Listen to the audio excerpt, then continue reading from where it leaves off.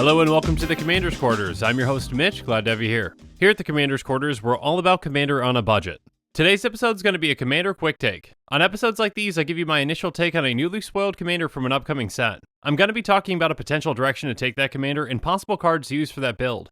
This show and episodes like this one are possible because of viewers like you. So if you're looking for some easy ways to help support the show, make sure you like this episode and share it with friends. And make sure you subscribe to the channel and hit that bell notification icon so you don't miss any new episodes. You can also go check out our playmats and other merchandise at thecommandersquarters.com. Thank you to everyone who's already purchased our merchandise, it really does help support the channel. Another easy way to support this channel is by using our TCG Player affiliate links. So make sure that you're looking for those links in the description whenever you're buying a deck or just individual cards. And the final way that you can support this show is by supporting us directly by becoming a patron. There are many benefits to being a patron, and I truly couldn't do this without all of their support. But before we really jump into this, I just want to give a quick disclaimer. On episodes like these, they are just initial quick takes. This Commander is just as new to me as it is to you. And because of that, I don't have a finalized deck build for this Commander yet. So the direction that I choose to take this Commander today might not be the same one that I do in a deck tech. And because of that, some of the cards I'm going to mention might not be in that deck either. Alright, now that we're on the same page, let's get into it. This Commander quick take is on Atemsis All-Seeing. It's a 4/5 Sphinx with flying that costs 3 blue. It has pay 2 and a blue and tap it to draw 2 cards and discard a card. And whenever it deals damage to an opponent, you may reveal your hand. If cards with at least 6 different converted mana costs are revealed this way, that player loses the game. To be completely honest, I don't think that this is going to be a very powerful Commander. There are some pretty steep requirements that have to be met to just kill one player. If you actually just won the game when that requirement was met, that would be a different case. But after you take out that first player, there's going to be a huge target on your back because people know that you have those cards in your hand. It definitely can be a very challenging Commander to build around, to say the least. And I don't think it really has a place in any other Commander deck outside of Sphinx Tribal. That being said, I think it'd be really funny to take out an opponent with this as your Commander. You might not win the game, but you can have a lot of fun trying to get this to work. And whenever you have 6 cards in your hand, your opponents are always going to be on edge with this in play.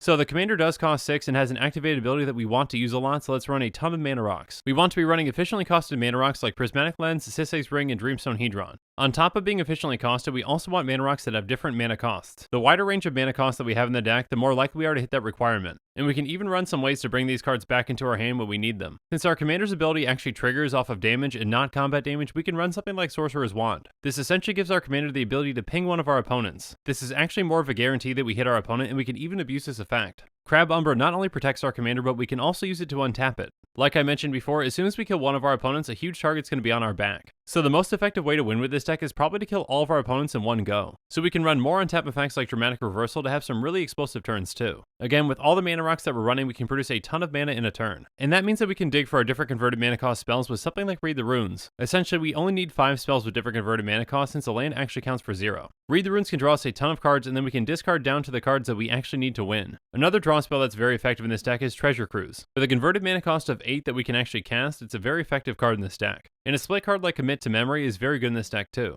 Not only can both halves of this card be very useful, but it has a converted mana cost of 10. Again, the more cards that we have with different converted mana costs, the better. Like I mentioned before, we can even return permanents back to our hand to fit that requirement. Paradox Alchemy is even more effective because it's also going to draw us cards on top of that. But cards like Displacement Wave and Aether Gale can be very effective in their own right. We're going to need plenty of ways to control the board while we set ourselves up, so these bounce spells can come in huge. And if you want to, you can always improve this deck with some reasonable upgrades. Coastal Breach is a fantastic bounce spell that may cost 7, but we can cast it for a lot less. Dig Through Time is a fantastic draw spell that may cost 8, but we can cast it for a lot less, and it lets us dig for the right cards that we need. And then Temporal Trespass not only costs 9, but we can cast it for a lot cheaper, and it gives us an extra turn. Again, this seems like a very niche Commander, and I'm not sure how popular it's going to be. But taking out one of your opponents out of nowhere with this effect seems really funny.